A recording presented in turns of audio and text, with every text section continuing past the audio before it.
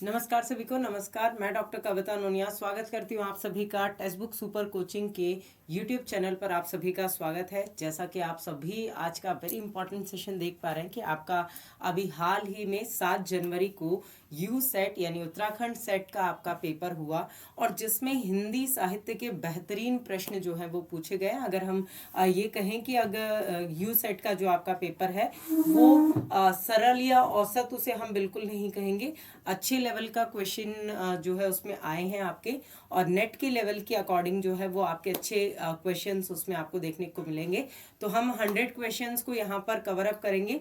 आप सभी के आंसर के आने से पूर्व ही मैं आपको यहाँ पर एक्सपेक्टेड जो आंसर की है उसकी हम बात करेंगे, और अभी जैसे ही हमारे कंप्लीट पेपर हम कर लेंगे मैं आप सभी को इसकी जो एक्सपेक्टेड कट ऑफ है उसके बारे में भी आपको बता दूंगी। तो आज के इस सेशन में हम वेरी इंपॉर्टेंट आपके यू सेट के हिंदी के प्रश्न, ठीक है, अगर आप ये कहें कि मैम ये तो उत्तराखंड सेट के हैं, हमारे किस काम के हैं, तो आप इसको अपने सब्जेक्टिव नॉलेज के अकॉर्डिंग से देखिए, ठीक है, कि हिंदी के क्वेश्चन से ही आपके लिए। तो हिंदी के क्वेश्चन होने के नाते आप चाहे किसी भी तरह से आप नेट जेआरएफ की एग्जाम दे रहे हो, असिस्टेंट प्रोफेसर की दे रहे हो, पीजीटी की दे रहे हो, ठीक है, हिंदी को ऑप्शनल में रख करके आप किसी भी एग्जाम को आप जब अगर दे रहे हैं तो ये क्वेश्चंस जो है वो आपके लिए हैं। आप सभी को क्लासेस के टाइमिंग वगैरह यहाँ पर आपको मेंशन हो रहे हैं, इनको आप नोट डाउन कर लीजिए ताकि आपको सारी क्लासेस की सूचना मिलती रहे।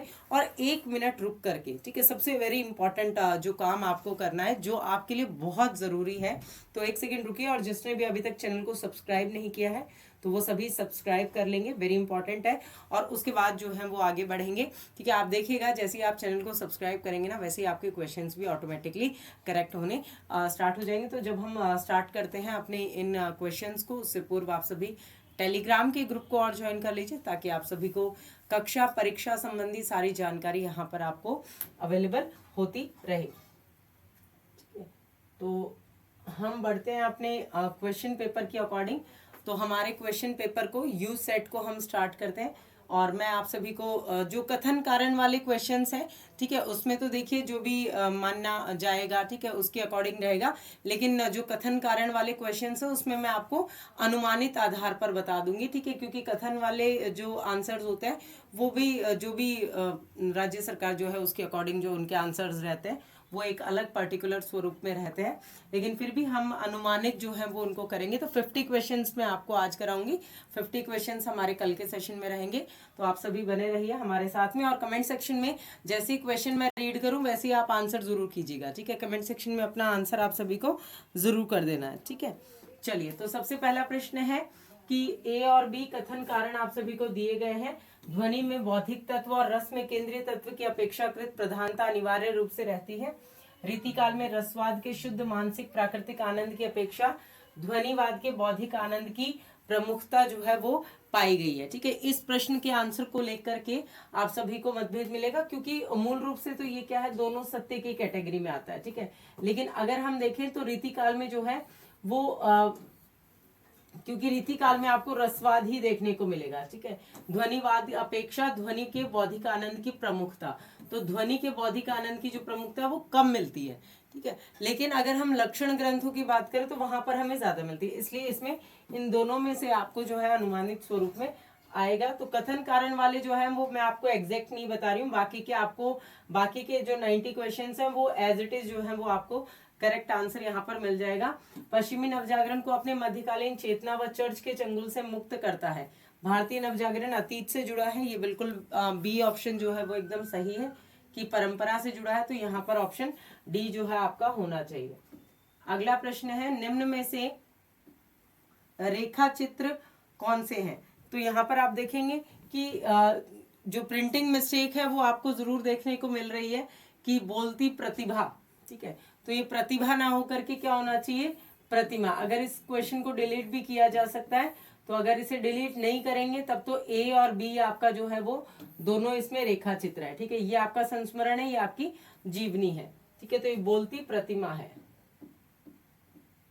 7 जनवरी 2024 को जो आपका पेपर हुआ है वही पेपर मैं आपको सॉल्व करवा रही हूँ, ठीक है। अगला प्रश्न है आप सभी के समक्ष की सूची 1 को सूची 2 से आपको मिलान करना है, और 4th नंबर का जो आपका क्वेश्चन है उसमें आप मिलान करेंगे कि सबको केशवदास हरि नायक है श्रृंगारी केशवदास जी की पंक्तियां हैं। उसके बाद में नवरस जो श्रृंगार में सर्वोपरि माना है आपके पद्माकर जी ने। उसके बाद में आप देखेंगे तो श्याम वरण ब्रजराज वाला ये बेनी प्रवीण जी का, और रसनी सार वाला ये आपके रसवादी कवि आपके देव। ठीक है, तो ऑप्शन सी इसमें सही आंसर। अगला प्रश्न है, निम्नलिखित में से कौन सी कृतियां जो है वो जीवनी है। ठीक है, तो शेखर एक जीवनी नाम देख करके जिसने इसे जीवनी कर दिया तो वो गलत है, तो ये तो आपका उपन्यास है, ये जीवनी नहीं है। ठीक है, और ये भी आपका उसी स्वरूप में, तो यहाँ पर बी और सी जो है वो आपका सही आंसर होगा। चलिए, तो अब आप देखेंगे इतिहास ग्रंथ से आपके सामने क्वेश्चन आया है। ठीक है, तो जैसे मैं आपको कहती हूँ संदर्भ ग्रंथ, जो मैंने आपको एक बुक लिस्ट वाली वीडियो दी है जिसमें बहुत सारी बुक्स वगैरह मैंने आपको बताई हैं, तो उसमें कि हे लड़कों, तुमको चाहिए कि अपनी पोथी को बहुत संभाल कर रखो, मैला ना होने पावे, बिगड़े नहीं, और जब उसे खोलो चौकसी से खोलो, चौकसी मतलब चौकन्ने होकर के, ताकि कोई भी पन्ना जो है वो अंगुली के तले दबकर फट ना जाए। ये कथन जो है वो फेडरिक पिनकॉर्ड, या इसमें फेरिक पिनकॉर्ड लिखा है लेकिन इनका मूल नाम जो था वो फेडरिक पिनकॉर्ड थे, जो आपका फोर्ट विलियम कॉलेज था उससे ये संबंधित थे। अगला प्रश्न है 7 नंबर का, कविता क्या है निबंध के उपशीर्षकों को आपको क्रम में लगाना है। ठीक है, उपशीर्षकों को जब आप क्रम में लगाएंगे तो ये आपका सबसे पहले आ जाएगा। ठीक है, सभ्यता के आवरण और कविता। ठीक है, उसके बाद में आपका कविता और सृष्टि प्रसार आ जाएगा, फिर आपका मार्मिक तथ्य आ जाएगा, काव्य और व्यवहार आ जाएगा, फिर भावना वाला, तो ऑप्शन बी होगा सही आंसर। अब संस्मरण से संबंधित निम्नलिखित कथनों पर आपको विचार करना है, जिसमें से आपको सत्य कथन का चुनाव करना है। देखिए, इसमें अगर आपको सारे आते हैं, आपने पढ़े हैं क्लियरली, ठीक है, अदरवाइज आप देखेंगे सुमन केसरी का संस्करणों के सुमन, ये महत्वपूर्ण संस्मरण है, तो ये नहीं है। ठीक है, तो ये नहीं है। अगर फिफ्थ जो है, तो जिसमें भी फिफ्थ आ रहा है वो ऑटोमेटिकली क्या हो जाएगा, कट हो जाएगा, तो आपका ऑप्शन डी जो है वो इसमें सही आ जाएगा। अगला प्रश्न है, सूची 1 को आपको सूची 2 से आपको मिलान करना है, कि सूची 1 में दिए गए हैं आपके यात्रा वृत्तांत, तो यहाँ पर आप देखेंगे कि एक बूंद सहसा उछली में कहाँ का वर्णन है, यूरोप का वर्णन है। ठीक है, हरी घाटी जो है इसमें वर्णन है रांची झारखंड का, आखिरी चट्टान तक में दक्षिण भारत का, और चीड़ों पर चांदनी में पूर्वी यूरोप का वर्णन है।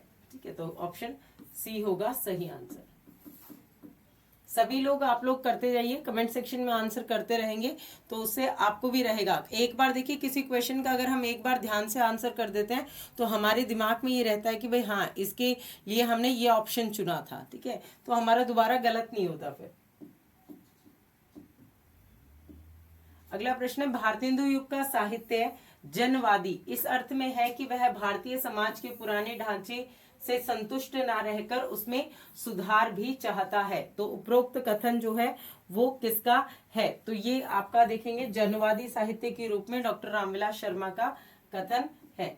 अगला प्रश्न है आप सभी का, कि सूची 1 को सूची 2 से आपको मिलान करना है, दलित अस्मिता, पत्र प्रतिपल और नागफनी और पश्यंती। ठीक है, ये पत्रिकाएं हैं और इनको आप मिलान करेंगे तो यहाँ पर आप देखेंगे दलित अस्मिता विमल थोरात आ जाएंगे आपके, पत्र प्रतिपल जो है वो आपके देश निर्मोही आ जाएंगे, नागफनी जो है सपना सोनकर, और पश्यंती जो है वो जयप्रकाश कदम। ठीक है, ऑप्शन बी जो है वो सही आंसर हो जाएगा।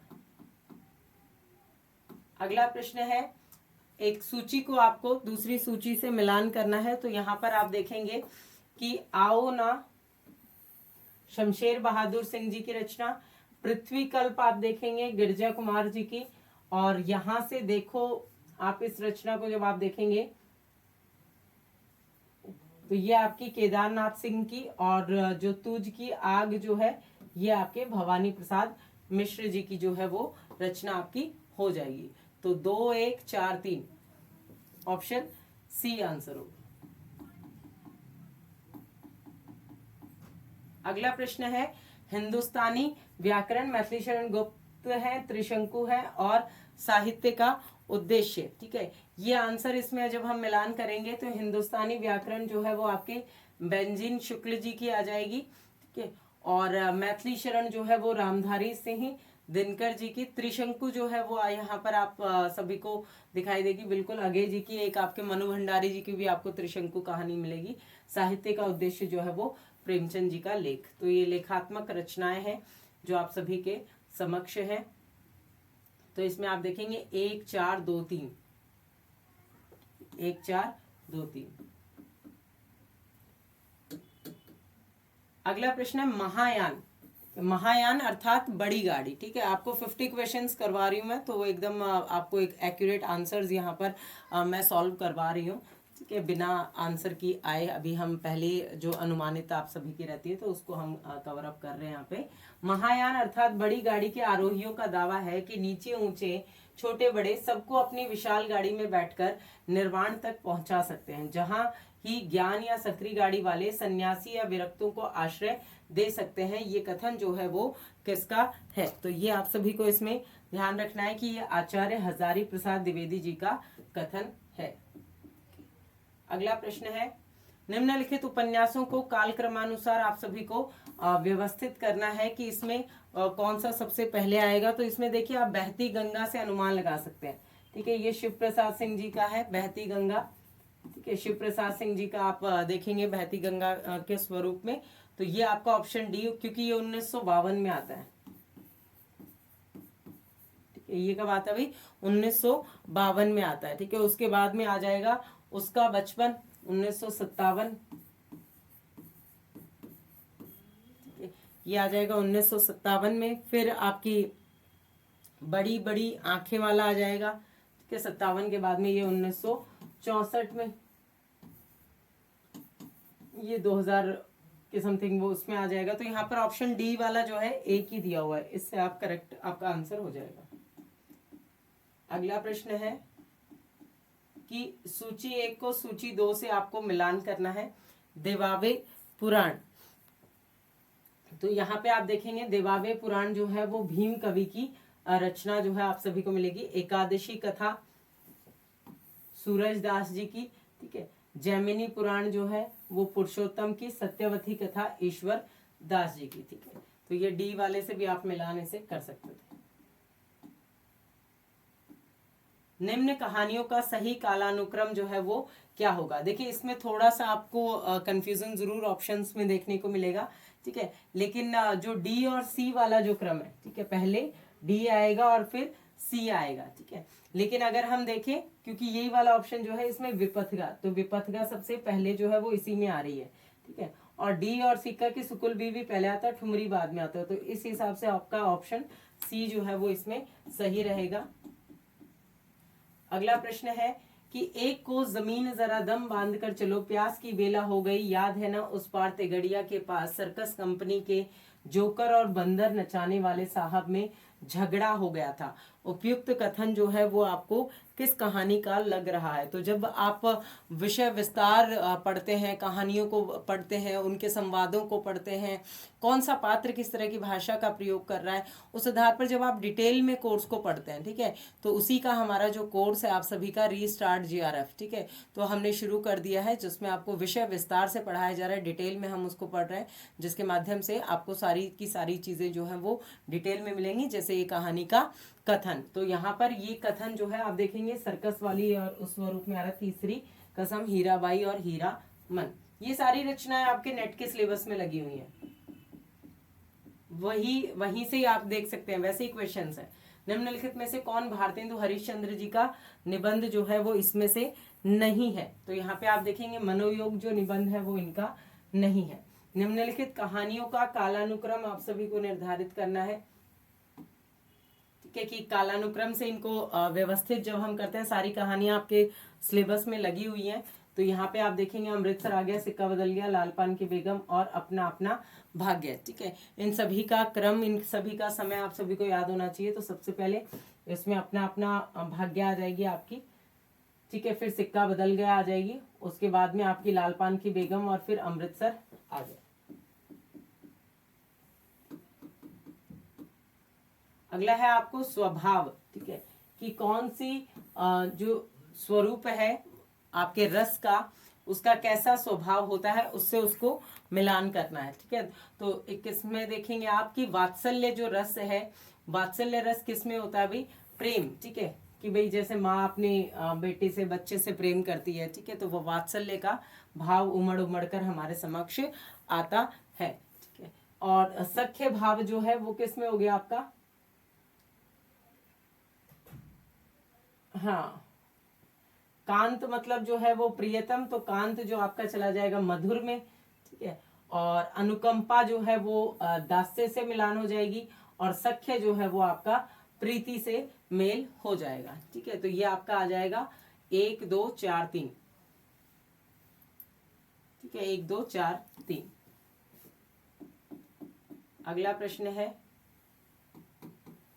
कि सभी जीव साधारणतः 3 अवस्थाओं में रहते हैं, जागृत, सुसुप्त और स्वप्न। इन तीनों अवस्थाओं में कुंडलिनी शक्ति जागृत अवस्था में रहती है। तो इसका सही आंसर क्या होगा? तो इसमें बिल्कुल सत्य बात है कि भाई जब जो भी अवस्था होती है तो हमारी कुंडलिनी अर्थात जीव जो है वो जागृत रहता है, तो जागृत अवस्था में ये रहती है। तो आपके ये निर्गुणवादी काव्यधारा से प्रश्न आए।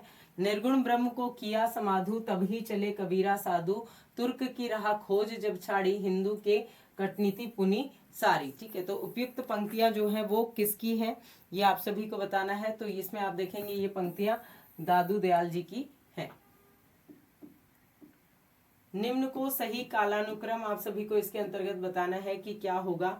भारत बंधु, भारत जीवन, भारत सुदाशा प्रवर्तक और भारत मित्र, ठीक है। बहुत पत्र पत्रिकाएं आप सभी के को देखने को मिलती हैं, तो कुछ इसमें 1 2 भारत बंधु और भारत मित्र इस तरह की पत्रिकाओं को आप सभी को जरूर ध्यान रखना होता है कि इनका प्रकाशन स्वरूप जो है वो कब आता है। तो इसमें आप भारत बंधु जो है उसका ध्यान रख सकते हैं, ठीक है। भारत बंधु ए जो है इसमें ऑप्शन है 1816 में आती है आपकी भारत बंधु, ठीक है, वेरी इंपॉर्टेंट आप सभी को देखने को मिलेगी। फिर भारत मित्र 1877, ठीक है। और भारत जीवन की जब आप बात करते हैं तो ये आपकी 84 में आ जाएगी। तो इसी से इतने से ही आपका शायद जो क्रम है वो निर्धारण जो है वो आपका हो जाएगा, ठीक है।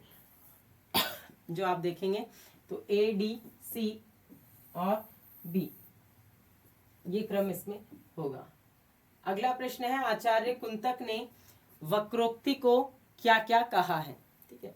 तो कुंतक ने विचित्रा अभिधा कहा है, वक्रोक्ति को कवि व्यापार का स्रोत नहीं मानते, वक्रोक्ति को अपूर्व अलंकार कहा है, वक्रोक्ति को मूल सहजता का मानते हैं, ठीक है। तो यहाँ पर कुंतक ने इसके बारे में क्या कहा है, देखिए मूल तो मानते हैं, वक्रोक्ति को सब अलंकारों का मूल जो है वो स्वीकार किया गया है, ठीक है। और अपूर्व अलंकार जो है वो इसे माना गया, तो स्रोत नहीं मानते ये गलत हो गया, और अभिधा उसको नहीं माना है, व्यंजना के स्वरूप में आया है, ठीक है। तो ये आपको डी आंसर इसमें मिलेगा।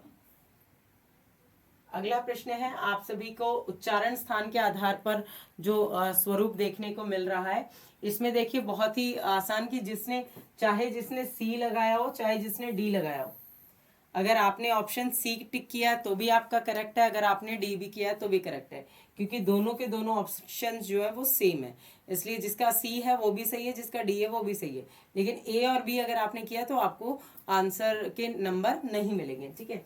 तो यहाँ पे आप देखेंगे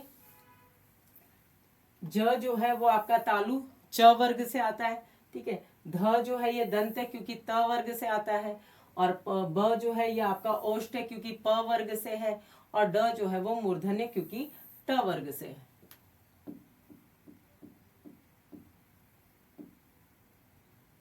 अतिशि पुष्प अलंकृत कारिणी, शरद नील सरोरह रंजनी, नवल सुंदर श्याम शरीर की, सजल नीरद जी कल कांति थी। उपयुक्त पंक्ति जो है वो किस कवि की है, बिहारी अयोध्या सिंह उपाध्याय जी और जयशंकर प्रसाद और घनानंद, ठीक है। तो ये पंक्तियां जो है वो हरिऔध जी की पंक्तियां हैं। अगला प्रश्न है घनानंद का वियोग वर्णन भी अधिकतर अंतवृत्ति निरूपक है, बाह्यार्थ निरूपक नहीं है। ना तो बिहारी की तरह विरह को बाहरी माप से मापा है और ना ही बाहरी उछल कूद दिखाई है। तो उपयुक्त कथन जो है वो किस आलोचक का है ये आप सभी को बताना है। तो किस आलोचक का है ये आपके शुक्ल जी ने घनानंद जी के बारे में ये कथन कहा है। ठीक है, बहुत इंपॉर्टेंट क्वेश्चन है और बहुत डिटेल से अच्छे क्वेश्चंस अगर हम कहें तो उत्तराखंड सेट में पूछे गए हैं, जो आपकी हिंदी के गहन विश्लेषण के बाद ही सॉल्व कर सकते हैं आप। ठीक है, अगर आपने जो आपका सिलेबस है उसको डिटेल से पढ़ा है तो। अगला प्रश्न है आपका 50 तक करेंगे हम आज क्वेश्चन। 29 नंबर का क्वेश्चन है श्रुति कटुत्व। ठीक है, जो काव्य के दोष, ठीक है, आप पढ़ते हैं साहित्य शास्त्र में काव्य के गुण दोष का विवेचन, तो इसमें ये दोष में से आपका प्रश्न आया है, जिसमें आप देखेंगे श्रुति कटुत्व जो है वो कहाँ होता है, जहां पर कानों को जो कटु लगते हैं, ठीक है, बुरे शब्द लगते हैं कि कानों को सुनने में अच्छा नहीं लग रहा है, तो वो कठोर शब्द है। ठीक है, और च्युत संस्कृति दोष जहां पर रस संबंधी दोष होता है। क्लिष्टत्व जहां पर दुरूह युक्त यानी कि कठिन शब्दों का प्रयोग होता है, जिसे पढ़ने में या समझने में कठिनता आती है। और बाकी आपका व्याकरण संबंधी स्वरूप, तो आपका ऑप्शन ए इसमें सही आंसर होगा। 30 नंबर का आप सभी का क्वेश्चन है चेतना लहर ना उठेगी, जीवन समुद्र थीरन होगा, संध्या हो स्वर्ग प्रलय की, विच्छेद मिलन फिर होगा। तो यहाँ पर हम देखेंगे कि कौन सा स्वरूप है आप सभी का, तो यहाँ पर कि भाई चेतना लहर ना उठेगी, जीवन समुद्र थिरन होगा, संध्या हो स्वर्ग प्रलय की, विच्छेद मिलन फिर होगा। ठीक है, तो जिस तरह से स्त्री पुरुष का मिलन होता है, उसी मिलन के संदर्भ में दिवस और संध्या के मिलन की बात कही गई है, तो मानवीकरण अलंकार यहाँ पर है। ठीक है, और ये आपका देखेंगे जो अमीर खुसरो जी की पहेली है, सरस्वती पांडे की पुस्तक में भी ऐसे की ऐसे ये दी गई है। एक नार दो को ले बैठी, टेढ़ी होके बिल में बैठी, जिसके बैठे उसे सहाय, खुसरो उसके बल बल जाए। ठीक है, तो उसमें बकायदा ऐसे दिया गया है, इसका आंसर भी दिया गया है, पायजामा जो है वो इसका आंसर है। अगला प्रश्न है, सही कथन का आपको चयन करना है। पाश्चात्य दृष्टि काव्य में आनंदवाद की प्रतिष्ठा कराती है। ठीक है, भारतीय दृष्टि काव्य चर्चा कवि कर्म के रूप में ना कर सिद्धांत निरूपण के रूप में करती है। भारतीय काव्यशास्त्र की मूल प्रकृति व्यवहारिक आलोचना में है।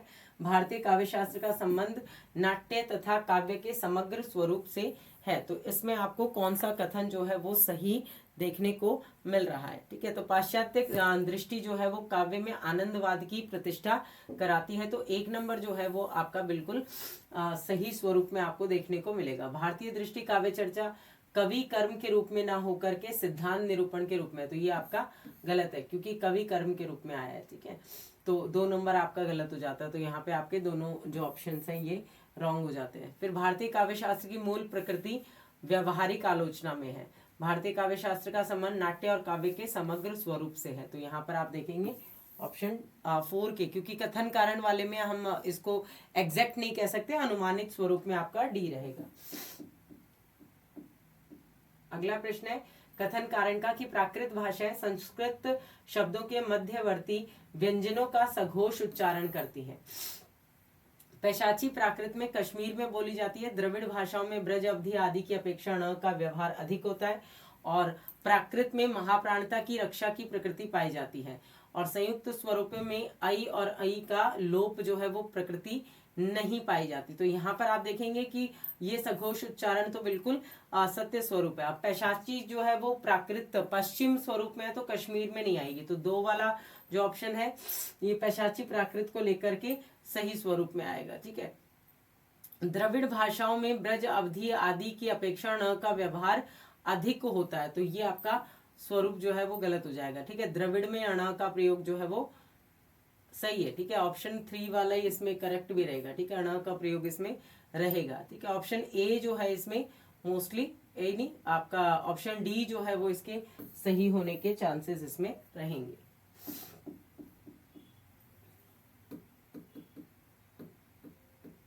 अगला प्रश्न है, इस भीड़ में एक खूबसूरत भोला भाला लड़का एक छड़ी पर सवार होकर अपने पैरों पर उछल उछल फर्जी घोड़ा दौड़ा रहा है और अपनी सादगी से की दुनिया में ऐसा मगन है कि जैसे सचमुच किसी अरबी घोड़े का शहंशाह ही लग रहा है। तो ये कहानी बिल्कुल प्रसिद्ध कथन है आपके प्रेमचंद जी की कहानी का, वो है ईदगाह कहानी।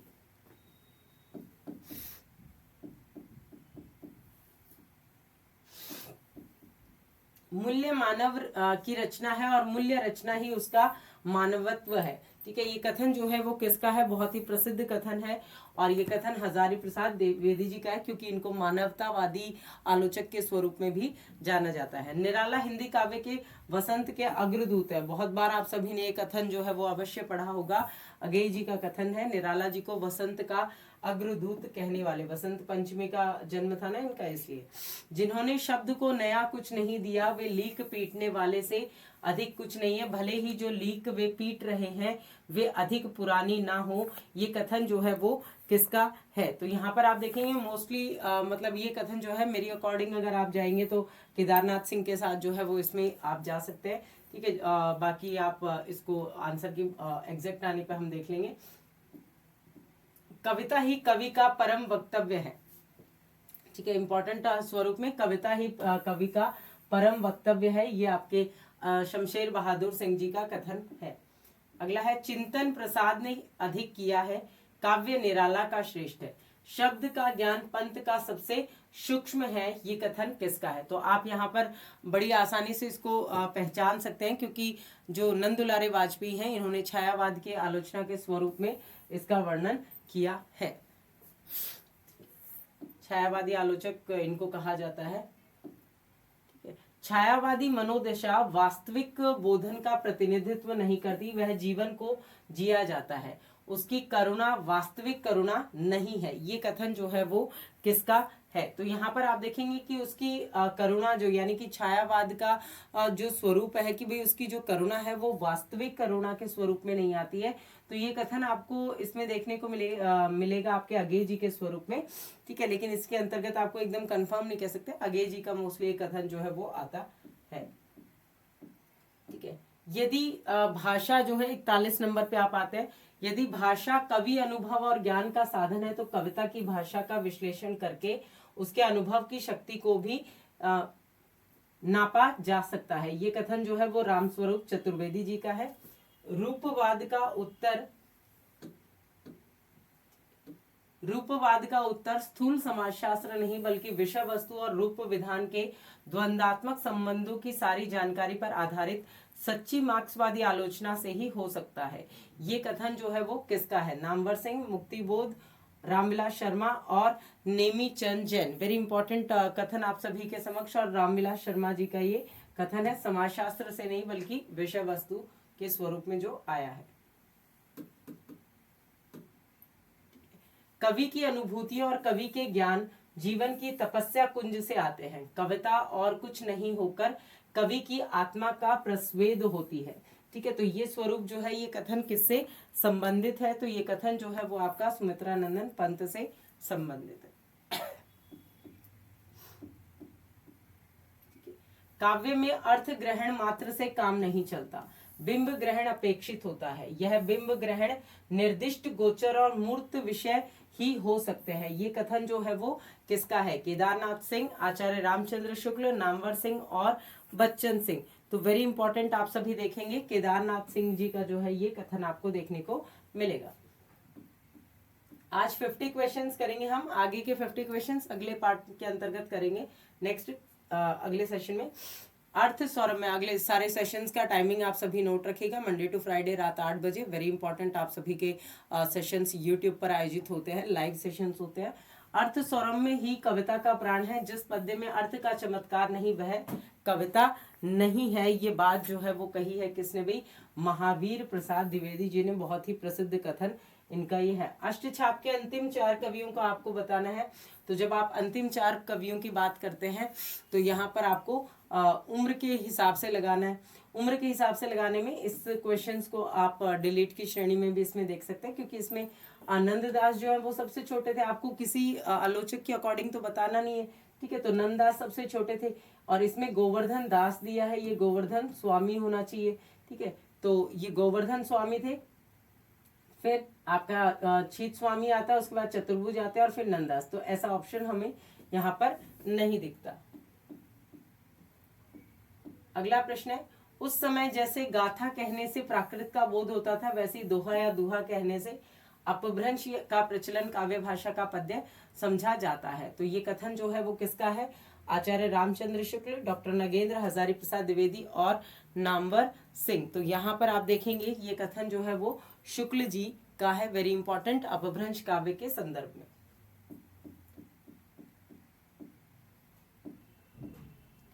बच्चन सिंह के हिंदी साहित्य का दूसरा इतिहास में आदिकाल को किस नाम से वर्णित किया गया है? ये इंपॉर्टेंट क्वेश्चन है, इसके लिए मैं आपको पूरा समय दे रही हूँ क्योंकि ये क्वेश्चन मैंने बहुत बार आपको क्लास में भी बताया है ताकि आप इसको करेक्ट कर सके।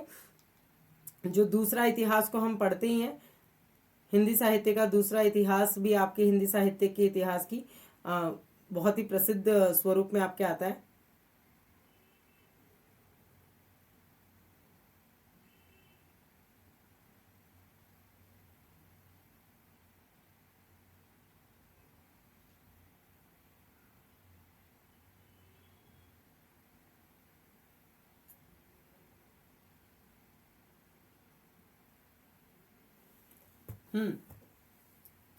तो यहाँ पे आप देखेंगे, अगर बच्चन सिंह की अगर हम बात करें तो मोस्टली हमें बच्चन सिंह के स्वरूप में आदिकाल के नामकरण की जब हम बात करते हैं तो बहुत ही इम्पोर्टेंट आप सभी को इनके नामकरण जो है वो याद होने चाहिए क्योंकि क्वेश्चन जो है वो आपके आदिकाल के स्वरूप में आपको देखने को मिलते हैं। ठीक है, तो इसमें आपका सही आंसर होगा अपभ्रंश काल। ठीक है, तो आदिकाल के नामकरण के क्वेश्चंस मोस्टली पूछे जाते हैं। अगला आप सभी का प्रश्न है, निम्नलिखित सिद्धांतों को उनके चिंतकों से मिलाना है, अनुमितिवाद, उत्पत्तिवाद, साधारणीकरण और अभिव्यक्तिवाद। ठीक है, तो ये यहाँ पर आप देखेंगे कि अनुमितिवाद जो है वो भट्ट आचार्य शंकुक का आ जाएगा, अनुमान के आधार पर जिन्होंने बताया है आपका। ठीक है, तो ये अनुमान के आधार पर शंकुक का अनुमितिवाद आ जाएगा। और फिर आपका उत्पत्तिवाद जो है वो आपका भट्ट लोलट जी का आ जाएगा। ठीक है, और साधारणीकरण की अगर हम बात करते हैं तो भट्ट नायक ने शुरू किया, और अभिव्यक्तिवाद अभिनव गुप्त। ठीक है, ये चार ही थे जिन्होंने, जो रस सूत्र था उसकी व्याख्या आचार्य भरत मुनि ने तो वो रस सूत्र दिया था, विभावानुभाव व्यभिचारी संयोगाद्र रस निष्पत्ति। ठीक है, जिसका इन्होंने वर्णन किया है, व्याख्या की है। अगला और आज के सेशन का लास्ट क्वेश्चन हम इसे कहेंगे। ठीक है, व्हील्स ऑफ हिस्ट्री पुस्तक के रचनाकार कौन है? तो ये व्हील्स ऑफ हिस्ट्री इसके रचनाकार हैं डॉक्टर राम मनोहर सिंह लोहिया, जो है वो इसके रचनाकार के स्वरूप में हमारे सामने आते हैं। तो आप सभी के लिए जो एनटीए का एक रीस्टार्ट बैच जो है वो फाउंडेशन बैच आपका, कि आपको भी अपनी तैयारी को करना है रीस्टार्ट, की किसी भी तरीके से आपको लग रहा है कि भाई इस बार तो मैं इस वजह से पेपर नहीं सही हुआ या इस वजह से नहीं हुआ, तो अपनी एक नई शुरुआत कीजिए और जून जेआरएफ की तैयारी हमारे साथ बन करके और कीजिए ताकि आप सभी को जून का जेआरएफ मिल सके। बहुत बहुत धन्यवाद मेरे साथ बने रहने के लिए। मैं डॉक्टर कविता नूनी आपको धन्यवाद देती हूँ। मिलते हैं आपसे नेक्स्ट सेशन में, और नेक्स्ट सेशन में हम इसके आगे के क्वेश्चंस जो है वो कवर करेंगे, यानी कि आगे के 50 क्वेश्चंस हम जारी रखेंगे। Thank you.